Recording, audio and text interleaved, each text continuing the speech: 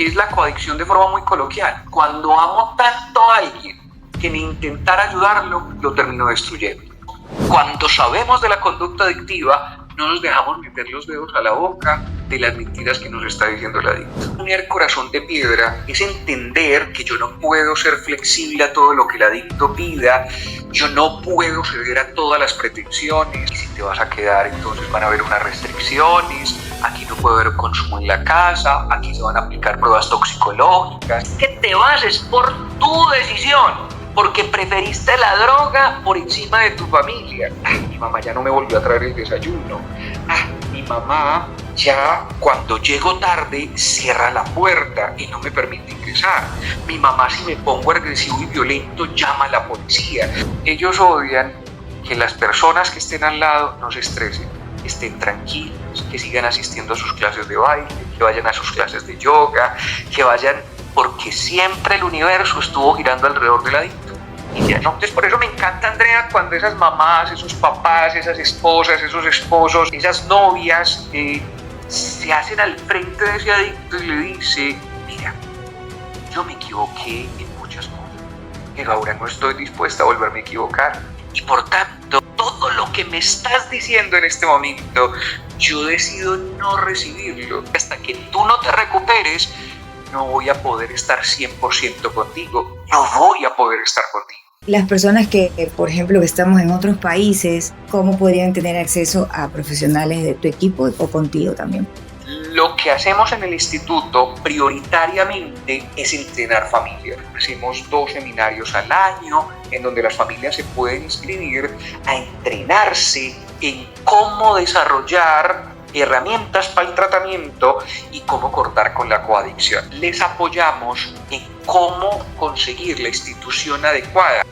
Lo que somos muy enfáticos es que el primer paso no es meterlo a una institución, no, el primer paso es que la familia se cure, Hola, soy Andrea Heredia. Bienvenidos a tu podcast Alma, Corazón y Adicciones, donde exploraremos temas como espiritualidad, problemáticas familiares y adicciones. ¿Estás listo? Acompáñanos.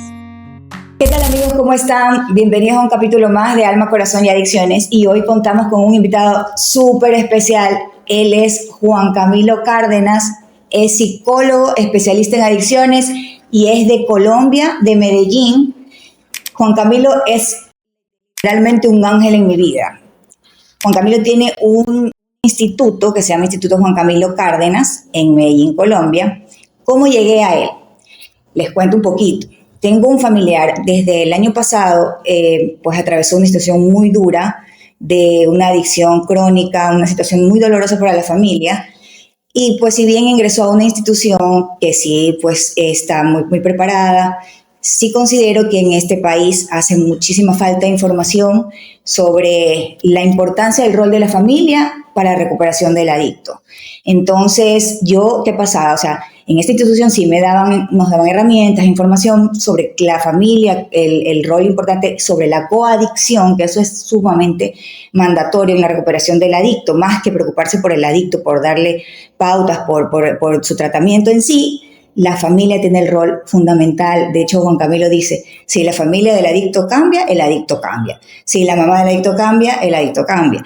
Entonces, yo comencé a buscar información en internet y pues Dios me mandó a este ángel, de verdad, a ver todos sus videos. Véanlo en YouTube, Juan Camilo Cárdenas. Tiene en sus redes, en Instagram, en Facebook, todos los videos de él son sensacionales y de verdad te dan una enseñanza genial. Juan Camilo, muchísimas gracias, bienvenido al programa y muchísimas gracias por aceptar esta invitación. Juan Camilo, ¿cómo estás? Muy bien, Andrea, te agradezco enormemente a ti por la invitación, por permitirme estar en tu podcast, por poder conversar y que esto le llegue no solamente a las familias de Ecuador, sino a todas las familias de Latinoamérica entera, por la difusión que se pueda tener. Y a ti también te admiro mucho porque cuando se es familiar de una persona con conducta adictiva, yo puedo tener un rol pasivo o un rol activo. Y tu rol ha sido un rol activo de poder entrenarte, de poder conocer el fenómeno de la conducta adictiva y saber qué hay en la evidencia científica que ha funcionado para evolucionar. Entonces, primero, gratitud por tu invitación y segundo, también una felicitación de admiración por tener un rol activo e incluso de manera altruista querer que esta información le llegue a otras familias de forma muy precisa. Así que muchas gracias. Muchísimas gracias por tus palabras y no, muchísimas gracias a ti, realmente. Y bueno, pues arrancamos. Juan Camilo, en tus videos mencionas muchísimo el corazón de piedra. Por favor, ayúdanos explicando qué significa esto. Muy bien, mira. Cuando hablamos de corazón de piedra, es una metáfora que utilizamos para poder decirle a todos los familiares de las personas con conductas adictivas que tengan en cuenta que se necesita algo que nosotros llamamos amor exigente. Desde la pedagogía se utiliza desde hace muchos años y la abreviatura es: cuando yo amo sin exigir, termino lo que conocemos en Latinoamérica como ser alcahueta, ¿cierto? Es decir, como que ser demasiado flexible. Pero cuando yo exijo sin amor, termino con tiranía. Entonces, cuando yo le digo a un papá, a una mamá, a una esposa, a un esposo, a un hijo inclusive con su papá o su mamá, que hay que poner corazón de piedra, es entender que yo no puedo ser flexible a todo lo que el adicto pida, yo no puedo ceder a todas las pretensiones, no puedo dejar de tener límite. Cuando se tiene corazón de piedra, yo estoy con total claridad de que lo que estoy haciendo en este momento es fundamental para que el adicto entienda que cada acción genera una reacción y que la consecuencia lógica de los comportamientos inadecuados va a ser de parte mía precisamente ese corazón de piedra. ¿Cuándo se va aflojando ese corazón de piedra? Cuando vemos de manera muy factible que está existiendo recuperación, que está existiendo evolución. Mientras que eso no exista, firme con los horarios, firme con la determinación frente a: si tú no me demuestras que estás cambiando, no vas a tener de parte mía ni dinero, ni vas a tener flexibilidad en la casa para que exista consumo. Ese corazón de piedra es el que nos permite a nosotros poder tener un antecedente, un punto cero para que exista evolución dentro del tratamiento. Ok. Y, o sea, cuando dices, por ejemplo, que ya hay que ir aflojando más o menos, ¿cómo más o menos medimos cuando ya vamos cediendo un poquito? Digamos, con el caso de un hijo que viva en tu casa, por ejemplo. Bien, entonces mira, yo siempre le digo a las familias que hay que verificar muy bien cuándo habla la conducta adictiva y cuándo habla el adicto, ¿cierto? Cuando está hablando la conducta adictiva, es muy fácil detectarlo, pues con entrenamiento, pero es fácil detectarlo porque están pidiendo manipular, están manipulando, están queriendo que te convenzas de cosas que son muy difíciles de convencer. Por ejemplo, que el consumo es normal, que todo el mundo lo hace, que eso no hace daño, que lo dejan cuando quieran. Cuando vemos la actitud de esa manera, el corazón de piedra debe estar en la máxima expresión. Sin embargo, cuando yo veo que mi hijo, mira, hay 3 condiciones, Andrea, que a cada familia que está en esta situación yo le digo que la necesitan tenerlas y tenerlas muy claras. La primera, que este tratamiento no se puede hacer solo. Entonces, cuando a ti te diga un hijo o un familiar: es que yo voy a hacer solo este tratamiento porque yo sé cómo sé, ahí no te está hablando el familiar, te está hablando la conducta adictiva, y eso es necesario poderlo entender. Entonces, no se puede hacer solo, debe hacerse con expertos que te puedan orientar, que te puedan apoyar. Adicionalmente, hay que tener muy claro que la familia debe estar involucrada. ¿Y la familia cuál es el rol activo? Precisamente en poner límites, en donde sepan cómo funciona la enfermedad. Y tercero, que al adicto no le creemos lo que diga, sino lo que nos demuestre. Entonces, si me muestra a mí una prueba negativa y yo le estoy viendo cambios en algo que nosotros llamamos, que se llama el diario vivir, se está levantando a tiempo, las pruebas toxicológicas, ahí yo puedo empezar a darle beneficios y puedo empezar a disminuir un poquito ese corazón de piedra. Nunca va a ser a disminuirlo totalmente, sino que puedo básicamente poder solidarizarme en algunas cosas, pero solo desde la evidencia. Okay. Porque muchas mamás también o muchos papás me dicen: Juan Camilo, es que lleva todo el mes consumiendo de fiesta y un fin de semana no lo hizo, entonces yo quiero hacerle un reconocimiento. No, te vas a tirar en el proceso, porque lo que él está haciendo es tener una isla para poder pedir un permiso o pedir dinero o pedir algún tipo de apoyo y poder dar una oxigenación, y eso hace parte de la manipulación. Yo necesito que 3 pruebas me salgan negativas, que todos los días por 3 meses se levante a hacer las actividades que están asignadas. Ahí me está hablando mi familiar. Distinto a cuando habla la conducta adictiva, que todo el tiempo quiere manipular, que todo el tiempo quiere vendernos unas ideas que nada más las compran los adictos, como que hay adictos funcionales, que hay médicos o hay personas que... Entonces, eso hay que saberlo entender y solo bajamos, yo lo llamo amorosamente, o sea, solo dejamos de apretar amorosamente cuando vemos cambios visibles desde la evidencia. Perfecto. Ahora, más o menos tiene que ver con lo que has dicho, pero me encanta esto que dice siempre. ¿Cuál es la diferencia entre ser una mamá águila y una mamá gallina? Por favor. Maravilloso. Mira, nosotros utilizamos mucho las metáforas, sobre todo Andrea, porque yo precisamente que llevo algunos años en la docencia universitaria, nos pegamos muchísimo de algo que se llama la transposición didáctica. ¿Y qué es la transposición didáctica? La transposición didáctica es todos aquellos que enseñamos cómo llevar conocimiento científico con herramientas y símbolos cotidianos que faciliten la recordación y faciliten la comprensión del fenómeno, ¿cierto? Entonces, si yo le digo a una familia, si yo llego y le digo, es que usted desarrolló una coadicción y esa coadicción está generando afectación desde el análisis funcional de la conducta, no me va a entender. Pero si yo le pongo la metáfora de que habemos familiares, en este caso las mamás que son en Latinoamérica las que tienen el rol más activo, ya los papás se han venido despertando, pero las mamás están en un rol súper activo, ya son las que primero piden la ayuda para su hijo, son las que primero... Yo les digo, una cosa es ser mamá águila y otra cosa es ser mamá gallina. Las mamás latinas y los papás latinos somos muy más orientados hacia la gallina. Pero ¿por qué se los digo? Miren, cuando empezamos a observar la metáfora del águila, cuando vemos cómo funciona el nido del águila es un asunto muy interesante, porque el águila lo empieza a desarrollar con una estructura de ramitas y de vegetación que tiene espinas, que tiene algo que chuza, y pone huesitos de los animales que come que tengan también punta. Esa es la estructura, lo recubre de vegetación seca.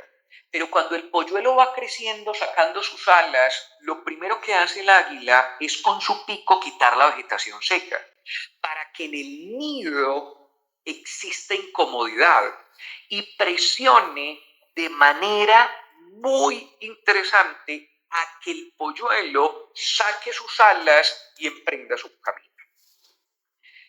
Eso hace el águila. El águila confía tremendamente de que puede sacar las alas y que puede volar.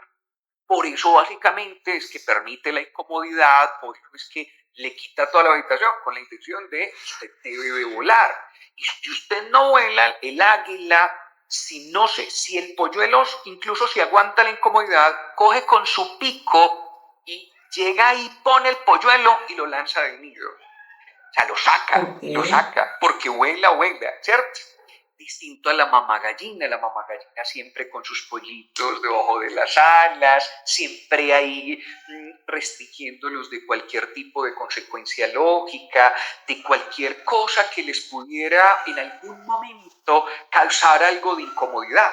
Entonces, esa es la referencia. Si tú eres un familiar águila, valoras la incomodidad, sobre todo porque los que trabajamos en esto, Andrea, sabemos que la única forma de crecer es la incomodidad.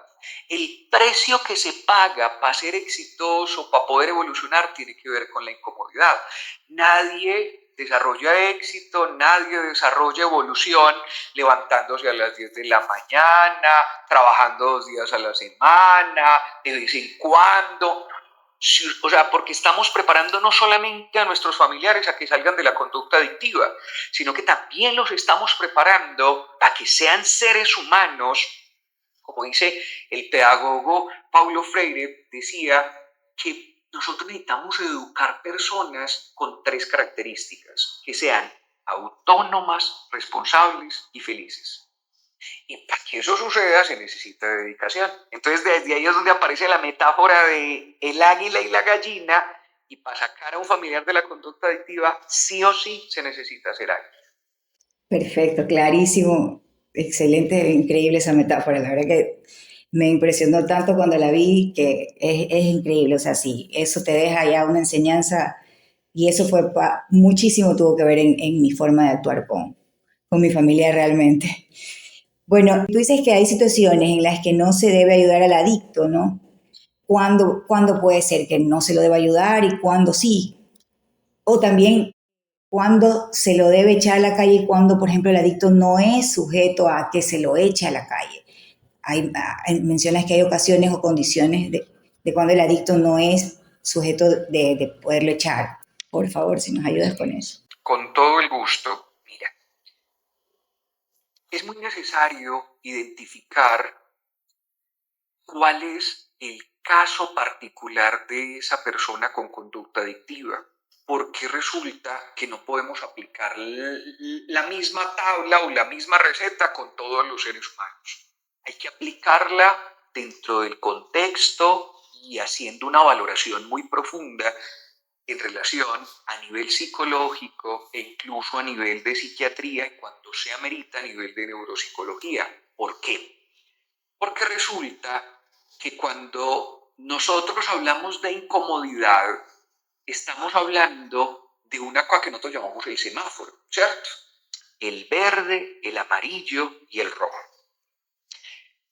El verde, ¿qué es el verde? Te lo voy a decir de manera muy puntual. Es cuando mi familiar con conducta adictiva cree que eso es normal, cree que eso que me va a convencer de que es normal, porque hay una cosa, Andrea, y es que vamos a verificar que el 96% de las familias terminan por autoengañarse diciendo que eso es normal, porque lo hace el vecino, porque lo hace el otro, porque lo hace mi primo, porque yo también tenía un tío, eso es normal, es una etapa de la vida, y se terminan tapando los ojos, ¿cierto? Entonces, cuando yo aplico el semáforo verde, es cuando yo me siento con esa persona con conducta adictiva y le digo, mira, para poder vivir en esta casa, tú necesitas hacer tratamiento.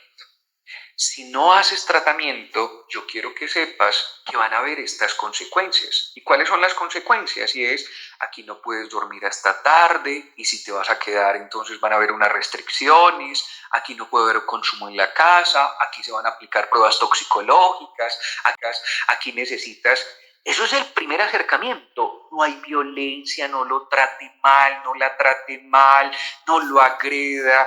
No hagan nada de eso, porque eso es completamente contraproducente. Sin embargo, esa es la advertencia que yo le hago a una persona con conducta adictiva. Les cuento, la mayoría no van a acatar eso y vamos a necesitar ir al semáforo amarillo. ¿Y cuál es el semáforo amarillo? Que ya es por escrito para que tenga validez legal y empiezo a aplicarlo más al pie de la letra. En ese semáforo amarillo empezamos el proceso de incomodidad asesorado y es a veces hay que quitarles la puerta del cuarto, a veces hay que quitarles el televisor, a veces hay que retirarles las cortinas para que no se duerman hasta tarde. Entonces empezamos con ese proceso, ¿cierto? Pero a medida que vamos evolucionando, por eso yo les decía que una de las condiciones es estar acompañados de un experto, es porque no todos los seres humanos llegarían al proceso de rojo, al semáforo en rojo, porque el semáforo en rojo es, te vas de la casa, pero ahí aparecen los miedos. ¿Y si se convierte en habitante de calle? ¿Y si me le pasa algo? Entonces, para que eso básicamente se pueda hacer, nosotros sabemos que existen 4 restricciones para ese semáforo en rojo. No quiere decir que no vaya a haber incomodidad, lo que pasa es que hay que incomodarlos de otra forma distinta, pero deben de haber 4 cosas que son las restricciones para poder sacar a una persona, a un adicto de la casa. Oye, Pablo, voy a sacar a mi familiar adicto de la casa, siempre y cuando usted esté asesorado de un experto y adicionalmente no cumpla estas 4, es decir, que básicamente estas 4 son las que restringen, porque usted lo saca con alguna de estas condiciones, va a ponerlo en riesgo y se va a poner en riesgo usted. ¿Cuál es la primera condición, Andrea? Que no tenga discapacidad cognitiva. Una persona con discapacidad cognitiva no tiene las habilidades de poder sobrevivir por sí solo, no tiene las habilidades para poder decir tengo hambre, tengo... No. Una persona con una afectación a nivel de discapacidad cognitiva va a ser supremamente vulnerable. Entonces es necesario que ese no aplica. Segundo, que no sea menor de edad. Porque los estados latinoamericanos, no conozco el primero de Latinoamérica, en donde ser menor de edad deje de ser un asunto de responsabilidad de los papás. Legalmente, si es menor de edad, usted tiene la responsabilidad y dentro de la responsabilidad es intentar otros métodos distintos en relación a que hay que hacerse cargo de esa persona. Y tercero, que no tenga una enfermedad mental crónica grave. Les hablo específicamente, por ejemplo, de esquizofrenia. Cuando tienen una esquizofrenia, y esa esquizofrenia, por ejemplo, es paranoide, completamente incapacitante, no se toman la medicación, no. Yo lanzarlo a la calle. ¿Quiénes son los que vemos en la calle con una bolsa o con una caja de cartón hablando solo o hablando? Personas con esquizofrenia que básicamente no tuvieron el tratamiento adecuado y por tanto son muy vulnerables a quedarse viviendo en la calle. Ok, eso quería saber puntualmente, ¿no? Que una enfermedad así de esa magnitud, porque de repente, porque las mamás sobre todo, ¿no? Tendemos a justificar, qué sé yo, ay, es que mi hijo tiene depresión, es que mi hijo tiene, o sea, puede que cualquier condición, ¿no? Psicológica, psiquiátrica, la tomemos como excusa para ir, no, pobrecito, tiene esto, ¿verdad? Entonces, sí, tiene que ser una situación un poco más fuerte, una situación, una condición, como una enfermedad de esta magnitud, ¿no? Como una esquizofrenia paranoide, como lo menciona. Eso es, que sea incapacitante, ¿cierto? O sea, que finalmente no permita que la persona se pueda mover con autonomía, que no pueda tener conciencia, pero básicamente, y el cuarto, con lo que estamos hablando, y es que no tenga ideación suicida estructurada. Ok. ¿Y qué es la ideación suicida estructurada? Que a partir de una valoración de un profesional, esa persona tenga toda la estructuración de que va a pasar precisamente al acto de hacerse daño, ¿cierto? Entonces, nosotros lo que evaluamos son esas 4 cosas, porque hay muchas personas que dicen, no, yo me voy a hacer daño, ¿cierto? Una ideación pasiva de muerte, manipulación. Por eso es necesario que no tome la decisión la familia, sino que sea acompañado de un especialista, y a veces necesitamos las 2 especialidades, psicología y psiquiatría, para poder saber cómo operan.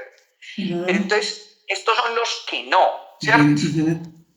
Entonces, perfecto. Ya después de yo descartar todo eso, yo, ¿qué les digo a los papás? Cuando a veces estamos, o a los familiares, cuando a veces estamos en plena conversación sobre su familiar, ¿cierto? Sí. Entonces, lo principal que yo llego y les digo a ellos es, mira, tu hijo le encanta dormir calientico en tu casa, en la habitación. Tiene dinero siempre en los bolsillos. Adicionalmente, siempre le gusta la comida calientita.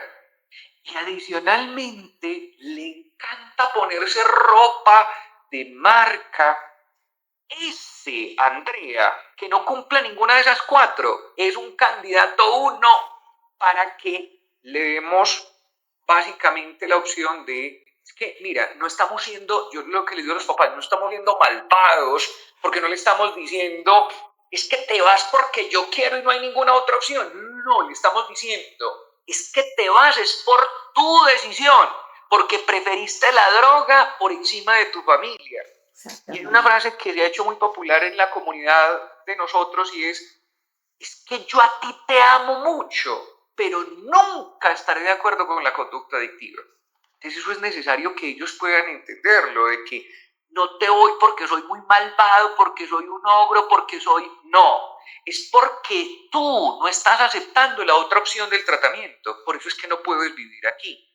Y esos familiares que necesitan ir un ratico a sentir un poco de frío, un poco de hambre, para nuevamente levantar la mano, la mayoría de veces se convierte en la puerta de entrada al tratamiento. Eso de esa manera se aplica y con esas particularidades se aplica para saber cuándo se hace necesario sacar a un familiar de la casa y en qué condiciones.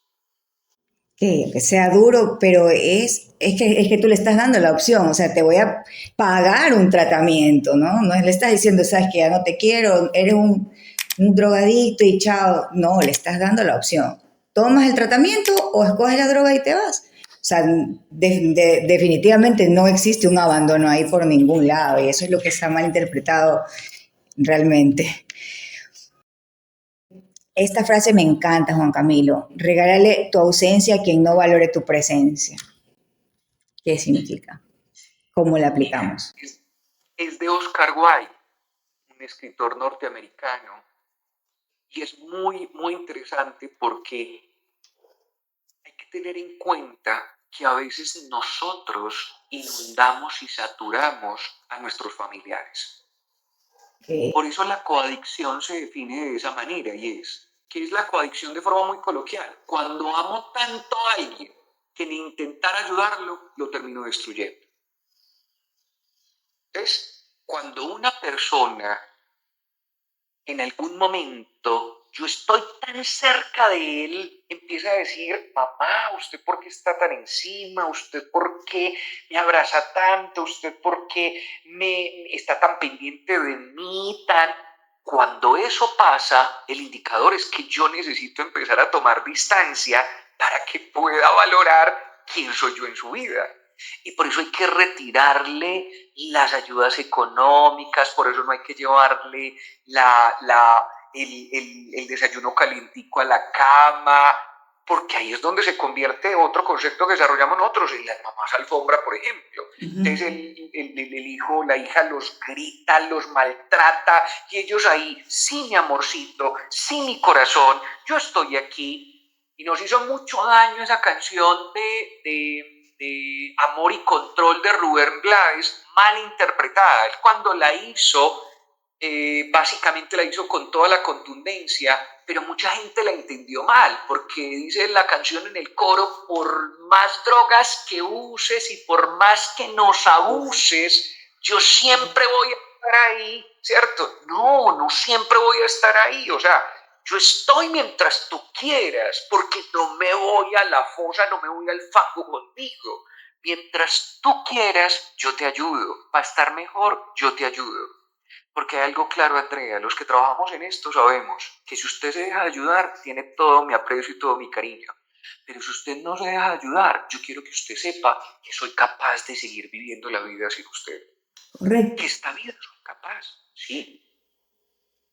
Pues te diré algo.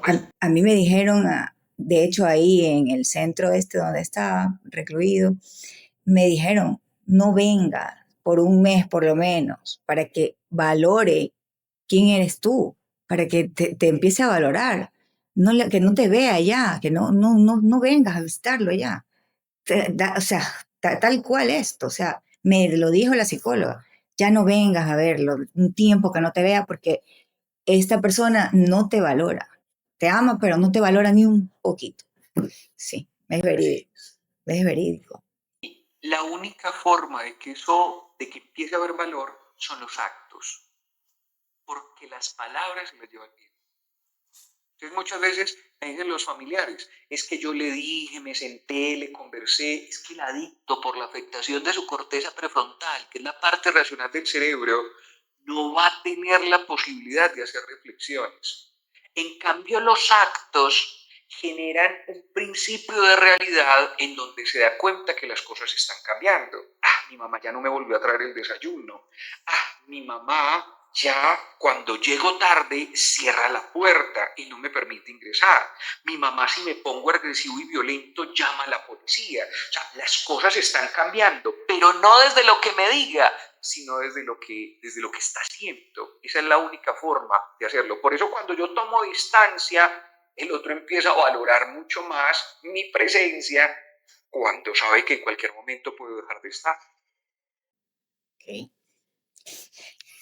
Ahora quisiéramos saber qué es la autopoiesis. Esto me pareció muy interesante. ¿Y qué significa quebrantar esta autopoiesis o qué quebranta la autopoiesis? Bueno, entonces miren, la autopoiesis es un término de un biólogo chileno que se llama Humberto Maturana. El doctor Humberto Maturana, que falleció hace algunos años, casi se gana el premio Nobel de Medicina con el descubrimiento de la autopoiesis. ¿Y qué es la autopoiesis? La capacidad de un organismo de poderse autoorganizar, de poderse autorresignificar para poder sobrevivir ante ambientes adversos, ¿cierto? Entonces, ese es cuando nos preguntan que hay que ser resiliente. ¿Cómo ser resiliente? La estructura biológica para que todos los seres humanos podamos ser resilientes es la autopoiesis, ¿cierto? La autopoiesis es el mecanismo que utiliza cualquier organismo, cualquiera, es decir, desde un gusano hasta una mosca, hasta nosotros los seres humanos, de autoorganizarme, de nuevamente volver a estructurarme para poder sobrevivir en un espacio, ¿cierto? Entonces, ¿qué nos dice la autopoiesis y qué nos dijo el doctor Humberto Maturana? Un asunto muy trascendente, y es que, yo se lo digo mucho a las familias, es que si esto le llegó a su vida es porque usted es capaz de superarlo. Si yo soy la mamá de un adicto y tú dices, pero ¿por qué a mí? ¿Por qué a mí dentro de la negación? Entienda que si la vida le repartió eso a usted es porque usted, básicamente, la vida confía en que usted es capaz de resolverlo. Cuando el águila coge con el pico a su polluelo y lo lanza del nido, por fuera del nido, está confiando en la capacidad autopoética que tiene ese polluelo de abrir las alas y de volar. Está confiando, pero es una confianza extrema, ¿cierto?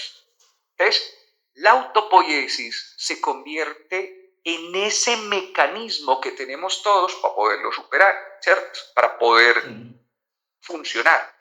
Lo que pasa es que, Andrea, para que esa autopoiesis se active, que está dormida en todos los seres humanos, para que se pueda activar, se necesita que el organismo diga, la necesito. Es decir, que necesitamos la incomodidad para poder activar la autopoiesis. Sin incomodidad no hay autopoiesis, porque sin incomodidad yo no voy a tener la posibilidad. Es decir, tú y yo nos vamos para un país que no hablemos español, nos vamos para Estados Unidos, para Canadá, que no hablen español. Allá, cuando yo veo que nadie me entiende con mi español, es donde surge en mí, necesito aprender inglés, porque si no, no me voy a hacer entender. ¿Qué es eso? Incomodidad. Y básicamente yo a partir de la incomodidad empiezo a buscar herramientas y digo, en 6 meses no hablaba nada de inglés y ahora sí hablo inglés, me hago entender, pero fue la incomodidad que detonó la autopoiesis. Entonces, eso es muy importante tener que las familias lo tengan en cuenta, porque a veces yo freno la autopoiesis de mi familiar con conducta adictiva. Yo la estoy frenando completamente, resolviéndole todo. Entonces, él fue y se endeudó a partir de consumir y vinieron unos malosos a tocarme la puerta y yo con todo el susto del mundo llego y le pago la deuda y entonces le pagué los $500, los $800 que le debía. Entonces, ¿qué pasó? Que esa persona no detonó su autopoiesis porque siempre tiene quien le resuelva. Siempre va a tener quien le resuelva. Entonces, la frase es, cuando yo hago algo por alguien, que esa persona es capaz de hacerla por sí misma, por sí mismo, no le estoy ayudando, la estoy inhabilitando. Entonces, cuando uno comprende que él es capaz de pedir, que él es capaz de gestionar, que él es capaz de pagar, que él es capaz de ese familiar mío le estoy detonando la autopoiesis. Pero si no lo hago, le estoy generando inhabilidad, incapacidad. Ese es como el concepto a grandes rasgos. Cada vez queda más claro el tema de la coadicción, o sea, va quedando clarísimo. Con cada pregunta se va esclareciendo muchísimo la importancia del rol de la familia. Es impresionante, en verdad. Bueno, bueno, Juan Camilo, me quiero salir del guión con esto que a mí me agobia realmente.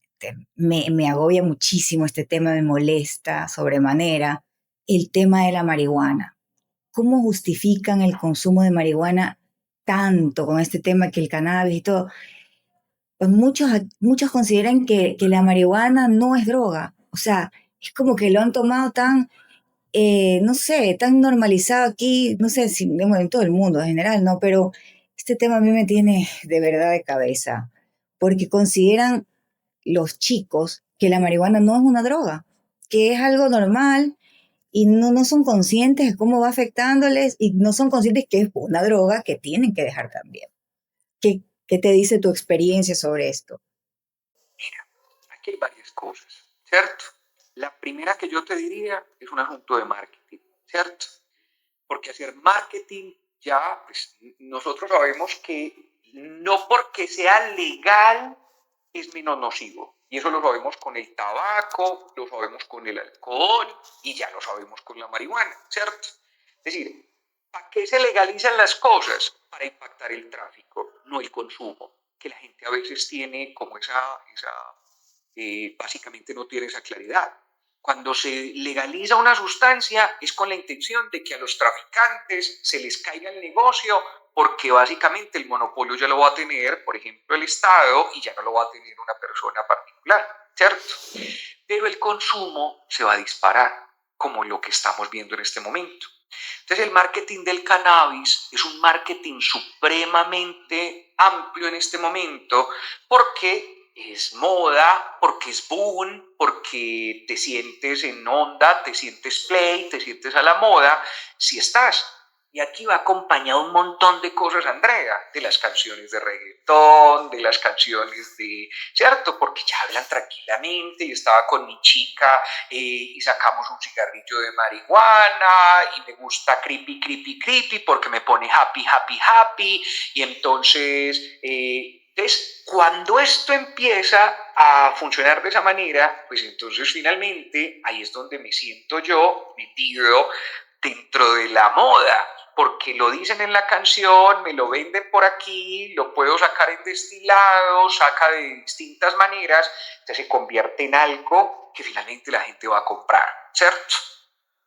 ¿Qué pasa? Con el tema del cannabis pasa algo que como en muchas otras cosas no lo cuentan, ¿cierto? No cuentan que el cannabis tiene varios componentes que se llaman cannabinoides, que en los que más hemos investigado ha sido el THC, que es el tetrahidrocannabinol, que es el que genera el efecto psicoactivo, que se ha investigado el cannabinol, que se ha investigado el CBD, ¿cierto? Pero entonces la gente se queda con el CBD, porque el CBD es el único que tiene efectos medicinales, ¿cierto? Que tiene efectos específicos porque llega hasta el tallo cerebral y no llega específicamente hasta la corteza prefrontal. De hecho, cuando existe CBD medicado y le aplicamos una prueba toxicológica a alguien, no sale positivo cuando es CBD a nivel medicado, ¿cierto? Entonces esto es lo que hay detrás. Pero ¿qué pasa con lo que escucha un adolescente o un joven? Jamás escucha es moda y es tan bueno que incluso llega a ser medicinal, ¿cierto? Pero cuando yo llego y le digo, mira, ese cigarrillo de marihuana tiene 8 veces más de concentración de THC que cualquier otra sustancia. Y cuando usted lo ingresa a su organismo, no solamente porque vaya a desarrollar dependencia, sino que lo que va a hacer es enlentecer sus funciones y empezar a deteriorar las conexiones entre neurona y neurona. Entonces, cuando eso pasa, lo que sucede es que las personas consumidoras de cannabis, cosas que la gente no sabe, ¿cierto? Que estamos haciendo precisamente esta pedagogía, por ejemplo, La mayoría de consumidores de cannabis, tú les preguntas, ¿qué hace que consumas cannabis? El 98% de las personas responden, para relajarme. Listo, vamos a aplicar ciencia. ¿Tú conoces qué es el cortisol? No, es la hormona del estrés. ¿Tú conoces qué es el THC? No, es el cannabinoide que genera efectos psicoactivos. ¿Tú sabías qué hace el THC con el cortisol? No, no sé, Juan Camilo. El THC dispara los niveles de cortisol. Es decir, que tú crees que te estás relajando, pero te estás estresando más. Andrea, eso a nadie se lo explican. Cuando yo le explico a los mismos consumidores de cannabis, me dicen, no, yo les digo, vea, busque en su buscador de internet, en Google o vaya, se meta hacia ChatGPT y busque y diga, ¿qué hace el THC con el cortisol? Para que vean más de 10.000 artículos que le van a salir así de una, donde el cortisol se dispara. Entonces eso nadie se lo explica, eso nadie se lo explica. Ni tampoco le explican a la gente que, por ejemplo, los consumidores de marihuana no sueñan, no tienen sueños. Y si tienen sueños, no se acuerdan de esos sueños. ¿Por qué? Porque el consumo de cannabis, de THC, bloquea la fase REM de sueño, en donde se producen los sueños, en donde se produce ese sueño profundo donde yo... Entonces, cuando no nos cuentan esto, sino que solamente aparece en la canción, en el marketing, en el happy, en esto, se convierte en una industria súper poderosa que básicamente no nos permite saber qué hay allá. Muy parecido a lo que sucedía cuando veíamos, nosotros los que tenemos ya un poquito más de recorrido en esta vida, ¿te acordás de los distintas publicidades que había, por ejemplo, con el cigarrillo, ¿cierto? Sí. Era, Marlboro, el hombre del caballo. el hombre del caballo, hombre fuerte, pero la mujer en el convertible con el cigarrillo, entonces es signo de empoderamiento, de liberación. Eso están haciendo en este momento con la marihuana, sin contarnos, y por eso es que yo les pido tanto a los jóvenes y a los adolescentes, vayan más allá, investiguen más allá. Es que no es porque Andrea y Juan Camilo seamos un par de adultos que queramos dar un sermón. No, es que nuestra intervención se basa en la ciencia. Mire qué hace la ciencia, mire qué hace y qué desarrolla.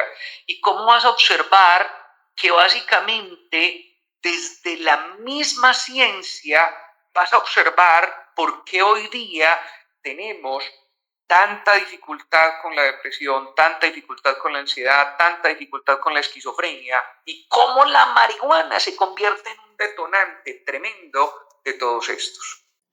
Increíble, increíble, es terrible. Y ahorita lo venden, o sea, en las tiendas que venden vapes, los venden hasta en gomitas, o sea, libremente el THC anda por todo el mercado, libremente y con unas presentaciones de como que fueran gomitas para bebés, para niños, o sea, es terrible, pero yo no tenía idea que disparaba niveles de cortisol, o sea, totalmente lo opuesto a lo que piensan, ¿no? Todos estos consumidores. Bueno, Juan Camilo, la psicología inversa con mi familiar adicto, ¿en qué consiste? Más o menos todo lo que hemos hablado tiene mucho que ver, pero ¿qué podemos decir sobre esto? Mira, mucho de la psicología inversa tiene que ver el adicto por la afectación de su corteza prefrontal solamente queda activado cuando la corteza prefrontal, que es el freno del cerebro, se desactiva, queda su sistema límbico, en donde están las amígdalas cerebrales, encargada de la supervivencia, encargada de poder sobrevivir, queda completamente activado. Por tanto, la amígdala siempre cree que lo que está pasando en el exterior es amenazante y por eso necesita precisamente defenderse. Entonces, ¿qué pasa con este asunto? Y es que yo le digo al adicto que lo quiero mucho y que por eso lo quiero ayudar, y él por dentro está pensando, es que lo que tú dices es porque no sabes, porque no estás enterada, porque... Entonces, como yo no quiero que hagas lo que yo diga, mi filosofía va a ser que no sea yo quien lo diga, que seas tú quien lo concluya. Porque hoy día sabemos que si yo se lo digo es mentiras. Si Andrea le dice a su familiar, entonces el familiar va a decir, no, es que esto, es que lo otro, listo, entonces que no sea yo, sino que seas tú quien lo concluya. Y para favorecer que lo concluya, tiene que irse a la consecuencia lógica. Entonces, yo llego y le advierto y le digo, ese fuego te va a quemar. ¿Qué hace el adicto? El adicto no cree, el adicto va y mete las manos y dice, me quemó. ¿Cómo te fue? Me quemó. Entonces, ¿qué va a pasar ahí? Que cuando se dé cuenta por sus propios medios es donde va a obtener principio de realidad y va a observar que lo que está pensando de su conducta adictiva no es tan platónico, no es un asunto tan idílico, sino que es un asunto que va a traer consecuencias. Si yo llego y le digo, mira, si sigues así de violento conmigo, si me sigues lanzando cosas, si eres violento, voy a llamar a la policía. Quiero que sepas eso. Y me paso toda la vida como las mamás gallinas, toda la vida, y la voy a llamar, y nunca la llamo. Pura amenaza. Pura amenaza.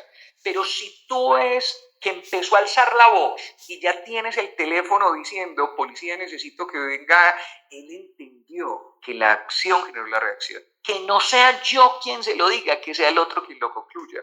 Entonces, por eso la psicología inversa es, no le ruegue, llévelo a la consecuencia lógica para que él sea el que se dé cuenta que usted es muy importante en la vida, que usted es quien está cuidando, que usted es quien está apoyando, pero hágaselo saber desde la consecuencia lógica, no desde las palabras. Ok, Juan Camilo, vámonos a este tema increíble que son las 7 actitudes que odian los adictos. Pues comenzamos con el escudo protector contra la culpa. Bien, mira. El adicto siempre se beneficia de que los familiares nos sintamos culpables. Siempre va a tener un beneficio, ¿cierto? Entonces, cuando el adicto deja de sentirse culpable, el familiar adicto el adicto deja de sentirse culpable, el adicto ya no encuentra cómo manipular. Entonces a mí me fascina, o sea, yo te doy un ejemplo sobre eso. Una vez me tocó una conversación en donde un papá de un adicto le decía, es que usted es un maleducado, ¿cómo es que dice eso delante de todo el mundo? Y entonces el muchacho, con sus dotes de grandeza, de ego de adicto, dice, si yo soy un maleducado, entonces ¿quién me educó a mí? Entonces el papá lo miró y le dijo, listo, si yo me equivoqué, perfecto. Pero la pregunta mía es, ¿y qué vas a hacer con esa buena o mala educación que yo te di durante el resto de tu vida? Porque tú eres quien va a asumir las consecuencias. Mira, un asunto tan complejo, yo no me puedo quedar con la culpa, porque me quedo y agacho la cabeza y digo, entonces yo lo eduqué a usted, entonces no puedo decir nada. Entonces ahí va a haber manipulación. Entonces por eso me encanta, Andrea, cuando esas mamás, esos papás, esas esposas, esos esposos, esas novias se hacen al frente de ese adicto y le dice, mira, yo me equivoqué en muchas cosas, pero ahora no estoy dispuesta a volverme a equivocar. Y por tanto, yo te amo a ti, pero no amo la conducta adictiva y no la voy a aceptar. Y por tanto, eso que tú me estás diciendo en este momento, todo lo que me estás diciendo en este momento, yo decido no recibirlo, porque entiendo que lo está diciendo la conducta adictiva. Lo que pasa es que eso sí tiene una consecuencia lógica, y es que hasta que tú no te recuperes, no voy a poder estar 100% contigo, no voy a poder estar contigo. Entonces, mientras exista culpa y manipulación, si la culpa se disminuye, no hay forma de poder manipular. Por eso los adictos odian de que sus familiares no se sientan culpables. Okay. Punto número 2, saber cómo funciona la adicción. ¿Por qué odian ellos eso? Mira el asunto, porque cuando ellos entienden y dicen, esto es parte de la conducta adictiva y esto está pasando por esto, ellos odian precisamente que las mentiras que yo ya le había creído antes, ya no le estoy creyendo. Por ejemplo, que me fui un mes para unos amigos al campo y que allá ya me recuperé de la adicción. Cuando las familias de Andrea saben que esto es un asunto crónico, recidivante, y que recidivante es que existe tendencia a la recaída, que existen dos tipos de adictos, que es el adicto activo y el adicto en recuperación, y que el adicto en recuperación lo reconoce y dice: soy un adicto que hace 5 años no consumo drogas, soy un alcohólico que hace 5 años no consumo alcohol. Cuando ellos saben eso, cuando sabemos de la conducta adictiva, no nos dejamos meter los dedos a la boca de las mentiras que nos está diciendo el adicto.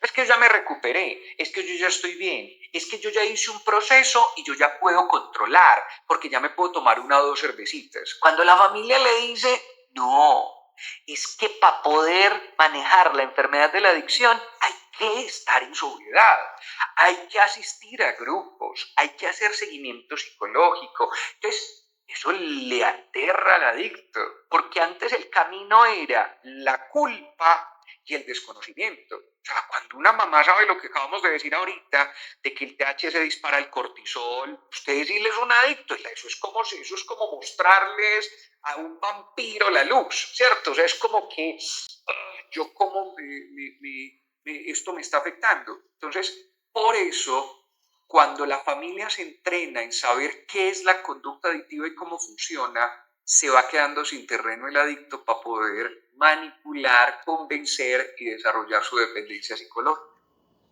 Se va quedando sin herramientas. Las conversaciones incómodas. Tener conversaciones incómodas como cuáles, por ejemplo. Como por ejemplo ese asunto del consumo. Muchas veces las familias evitan esa conversación. La evitan. Y eso es muy importante. O sea, yo le digo a los papás, no les siga ocultando a sus hijos, a sus familiares, que su hijo es adicto. No lo siga ocultando. Es decir, ponga esa conversación. Si él sigue con eso, ponga esa conversación dentro de la familia. Porque, ¿sabes una cosa, Andrea? La mayoría de veces los papás y las mamás creen que nadie sabe. Y cuando tú dices, el tío decía: yo sí sabía, pero no te había querido decir. Todo el mundo sabe, eso es un secreto. Todo el mundo sabe. Y los únicos que creemos que no somos los familiares del adicto. No todo el mundo sabe.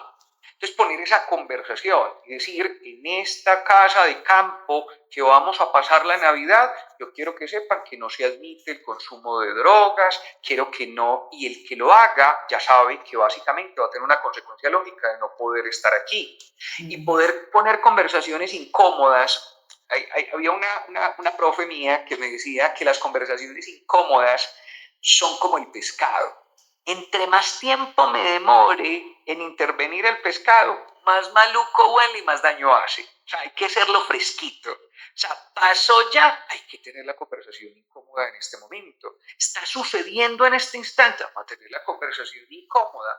Y la conversación incómoda tiene que ver con que eso que me estás diciendo es un intento de manipulación, yo no te voy a recibir esa culpa, tú sabes que la única forma de poder intervenir esto es que tú empieces tratamiento, tú sabes eso, tú lo tienes, porque cuando yo le huyo, estoy reforzando la coadicción. Huir a las conversaciones incómodas es reforzar la coadicción. Ok. La verdad es que sí, pasa mucho. Mira, te cuento, por ejemplo, este familiar, ¿no? Inclusive no puede mencionar la palabra cocaína, nunca la dice, dice lo otro, o la palabra base de cocaína, nunca la menciona. Dice, es que cuando hacía lo otro, así, ¿no? Entonces, pienso que sí, es parte de ponerles a ellos sobre la mesa las cosas como son también, ¿no? Y entender que se puedan autonombrar. Mira, NA y AA tienen varias cosas que hay que revisar, pero que admiro yo a NA y a AA, Narcóticos Anónimos, y a AA, que es Alcohólicos Anónimos. La capacidad que tienen las personas que asisten a grupo de apoyo de pararse y decir: yo soy un adicto. Porque mientras yo no me reconozca así, va a haber vulnerabilidad. Mientras que yo siga camuflando eso, ¿cierto? Porque ¿por qué no vas a NA? ¿Por qué no vas a AA? Porque es que la gente allá está más mal que yo. No, usted es un adicto igual a ellos. Lo que pasa es que lo hace distinto. Entonces ese es como el ego del adicto. Es decir, hay gente peor que yo no estoy tan mal, los otros sí, pero yo no. En cambio, cuando usted se desprende de esos asuntos y esos prejuicios, dice, un alcohólico, yo soy un adicto, estoy en recuperación, reconozco mi enfermedad, y esas conversaciones son necesarias tenerlas. Límites. ¿Qué podemos decir? Bien, ya hemos hablado bastante sobre los límites, pero aclaremos un poquito más este tema, por favor. Mira, los límites son fundamentales y los límites son como la cerca, son como lo que me permite cuidar el amor propio. Cuando no tenemos límites, nos dejamos afectar el amor propio. Entonces, eso es parte de la contingencia de las murallas que ponemos en relación a nuestro amor propio. Y poderle decir al adicto, es que tú llegas hasta aquí, pero si no estás dispuesto al tratamiento, no puedes seguir hasta aquí, eso es necesario hacerlo. Y en los límites está establecido las distintas cosas que le vamos a quitar, de las distintas cosas que le vamos a restringir, de las distintas cosas que no estamos dispuestos a cumplirlo. Yo muchas veces a los familiares, Andrea, les pido y les digo, vamos a hacer un listado de aquello que puede llegar a generar consecuencia lógica. ¿Qué le podemos quitar? Vamos a hacer un listado de lo que le podemos quitar. Entonces muchas veces de primerazo me dicen, no sé qué. Entonces empezamos a decir, él tiene vehículo, sí tiene vehículo, eso se puede quitar. Tiene puerta a la habitación, tiene videojuegos, y empezamos y salen más o menos 15 o 20 elementos. Eso es límite. Y si no ponemos ese límite, ellos no van a entender que están perdiendo cosas. En cambio, si empiezan a perder, van a decir, estoy muy mal, mire, ya mis amigos incluso me están preguntando que por qué no tengo puerta, que por qué no tengo, y eso hace presión y mucha. Entonces hay que saberlo ejercer de la manera que es. Ok. La familia unida, ¿cómo le afecta al adicto a la familia unida?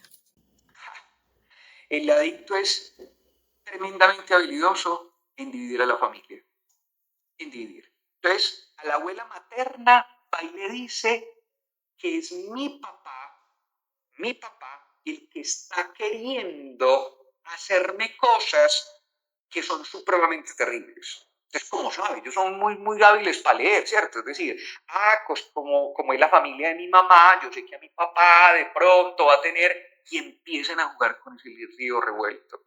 Y a la familia paterna van y le hablan de la familia de la mamá, para crear división, para crear. Entonces, ¿qué empieza a pasar? Como un niño que tiene papás separados y que entre ellos no se hablan.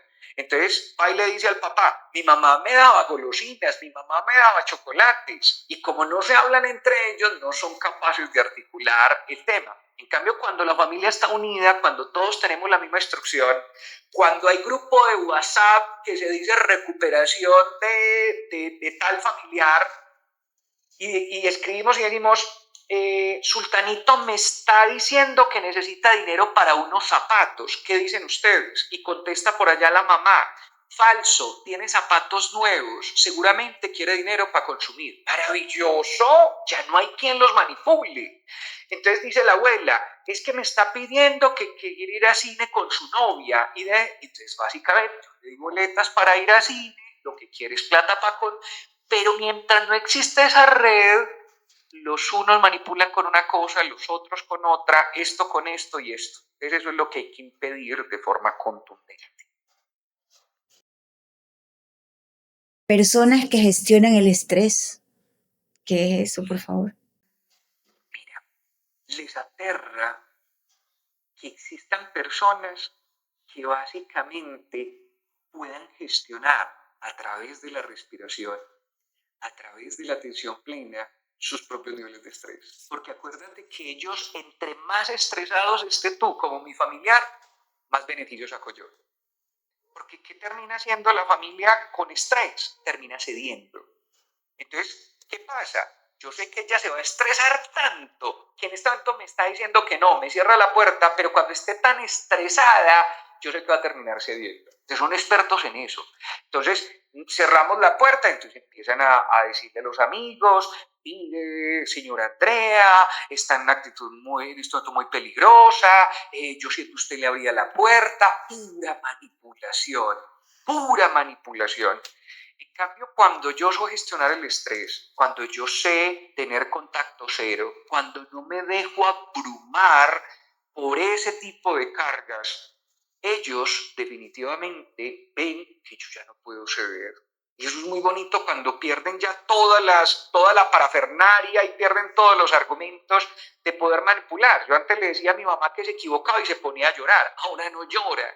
Antes le decía yo a mi mamá que ella era mejor con mis hermanos que conmigo, que yo, que si no me quería, y ella lloraba y se arrodillaba y me decía que sí quería, ya no, ya ahora me mira a los ojos con toda la tranquilidad y me dice, yo te amo mucho y tú lo sabes, y sabes que eso es manipulación, así que eso no lo va. Cuando ya me quedo sin argumentos, ellos odian que las personas que estén al lado no se estresen, que estén tranquilas, que sigan asistiendo a sus clases de baile, que vayan a sus clases de yoga, que vayan, porque siempre el universo estuvo girando alrededor del adicto y ya no. Exactamente. Dejamos de arreglarnos, nos convertimos en nada para vivir atrás del adicto, ¿verdad? Sí, totalmente. Y por último tenemos el tratamiento que odian los adictos. Un asunto muy interesante. Hay 4 tipos de tratamiento. ¿Cuáles son esos 4 tipos de tratamiento? Se los menciono porque es dependiendo de la particularidad de cada caso. Existe tratamiento ambulatorio, existe tratamiento de hospital día, tratamiento por internación de corta estancia y tratamiento por internación de larga estancia. ¿Qué es tratamiento ambulatorio? Personas que no hayan perdido mucha funcionalidad y que lo puedan hacer desde su casa, con estrategias desde su casa. ¿Qué es el tratamiento hospitalización día? Personas que ya hayan venido perdiendo funcionalidad, pero que puedan ir a dormir hasta su casa. De 8 a 5 de la tarde están en la institución, desarrollan actividades, a las 5 regresan a su casa, duermen y al otro día, de lunes a viernes, lo hacen. Esa es la modalidad de hospital día. Hospitalización por internación de corta estancia. Personas que necesitan, hayan perdido funcionalidad y que necesitan, o sea, no están trabajando, no están estudiando, necesitan adecuarse a un diario vivir y a unas normas estrictas, lo mínimo por 4 meses, en donde vayan a tener precisamente una supervisión las 24 horas del día, ¿cierto? Y esta internación larga estancia que tienen, los 2 internaciones deben tener equipo interdisciplinario, es decir, psicología, psiquiatría, trabajo social, medicina general, toxicología. Ojalá se tenga ese equipo interdisciplinario para poder cumplir con los estándares que nos dice la OMS. Y es muy importante que dentro de esa larga estancia se haga tratamiento para el diagnóstico dual. Casi siempre los que se van para larga estancia son personas con diagnóstico dual, personas que tienen una enfermedad mental muy crónica, que necesiten estar con un medicamento por mucho tiempo y que uno sabe que en la calle o en la casa no se lo van a tomar. En cambio, en estos sitios tienen la posibilidad de que se haga supervisión y cuando estén estabilizados después de 1 año o año y medio, ya puedan salir y empezar de atrás hacia adelante, pasar de larga a corta estancia, después hospital día y posteriormente ambulatorio.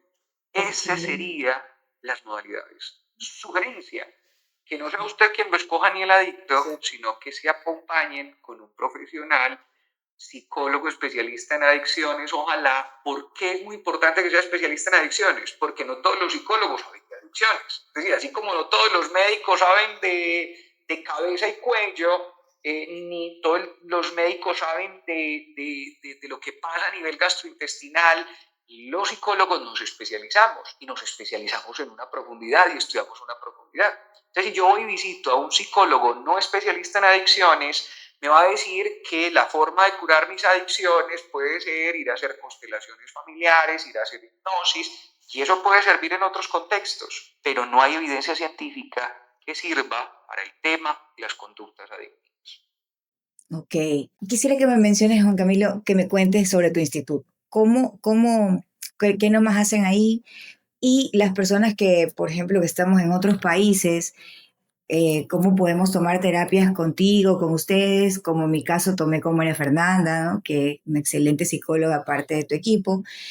¿Cómo podemos hacer las personas que quisiéramos, por ejemplo, en este caso, digamos, una mamá, una esposa que quisiera saber qué tratamiento fuera el adecuado para su hijo o hija, digamos, alguien de aquí de Guayaquil, pero puede hacer una consulta con ustedes? Cuéntanos un poquito de tu instituto, qué hacen ahí en Colombia, en Medellín, y cómo podrían tener acceso a profesionales o sea, que estén parte de tu equipo o contigo también, por favor. Gracias, Andrea. Muchas gracias. Mira, nuestro instituto nació a partir de la demanda de muchas personas en el mundo. Personas que están en distintos países que no sabían cómo abordar la conducta adictiva y que estaban cansados de que tocaran puertas y que les dijeran, si su familiar no quiere, no hay nada para hacer. Cuando eso pasaba, con 20 años trabajando en este asunto, decía yo, ¿cómo es posible que no exista la posibilidad de poder brindar ese tipo de asesorías? Y que para la familia ese asunto de entrenarse sea un asunto importantísimo dentro del tratamiento y no exista básicamente oferta para eso, que no exista quién. Entonces, lo que hacemos en el instituto prioritariamente es entrenar familias. Nosotros, Andrea, tenemos una malla curricular, hacemos 2 seminarios al año, en donde las familias se pueden inscribir a entrenarse en cómo desarrollar herramientas para el tratamiento y cómo cortar con la coadicción. Ese es nuestro principal propósito. Este instituto nació para eso, como un instituto de entrenamiento de familias. Cuando la familia hace ese entrenamiento, ya pasa a otro segundo nivel que tiene que ver con recibir citas particulares de modo virtual con el equipo dentro del instituto, que lo que hacemos es contarle cuál es el paso a seguir con su familiar. Entonces tenemos a personas que su familiar está internado y que ya siguen en proceso para saber cómo lo acompañan, porque no saben qué hacen cuando van a hacerle la visita, no saben qué hacen cuando van a hacer la verificación de que se está cumpliendo el tratamiento. Entonces, lo que hacemos es asesorarlos frente a eso. Okay. Cuando necesitan tratamiento ambulatorio y es candidato para tratamiento ambulatorio, nosotros los acompañamos. Pero cuando necesitan hospitalización o hospitalización total, nosotros les apoyamos en cómo conseguir la institución adecuada. Nosotros no tenemos en este momento un sitio en donde van a hacer tratamiento, ¿cierto? Pero nosotros les acompañamos en la escogencia de ese sitio para el tratamiento. Lo que somos muy enfáticos es que el primer paso no es meterlo en una institución, no. El primer paso es que la familia se cure. Porque si la familia no se cura de la coadicción, puede estar en la mejor institución, en la más costosa, y cuando regrese y encuentre la misma dinámica familiar, no pasa nada. Entonces, ahí es donde tú y yo hemos escuchado gente, es que lleva 30 internaciones y nada que toma conciencia, ni nada y ha hecho 30 tratamientos y nada. Es porque la familia no tiene el entrenamiento adecuado. Entonces, el punto base es la familia. Si la familia, por eso yo insisto tanto y básicamente estamos ahí ya a puertas de que el próximo año publiquemos un librito, te lo haré precisamente saber, un librito precisamente basado en eso, en la familia del adicto, y si la familia se transforma, tenemos la posibilidad de transformar la vida del adicto. Entonces, nuestro instituto lo pueden conseguir en las distintas redes sociales, en YouTube, en Facebook, en Instagram, en TikTok y en la página Instituto Juan Camilo Cárdenas. Ahí lo pueden meter en cualquier buscador, ingresan, ahí está, cómo recibir citas con nosotros. Yo en la actualidad solamente estoy en el proceso de formación y de dirección del instituto, ya no estoy sino haciendo citas de seguimiento, no estoy con consultantes nuevos, pero yo me encargo de los seminarios, yo acompaño los seminarios y demás. Pero tengo un grupo muy, muy bueno, pues estuviste con María Fernanda, que son profesionales, psicólogos, especialistas en adicciones, que acompañamos a familias desde hace muchos años, que tenemos la misma línea temática.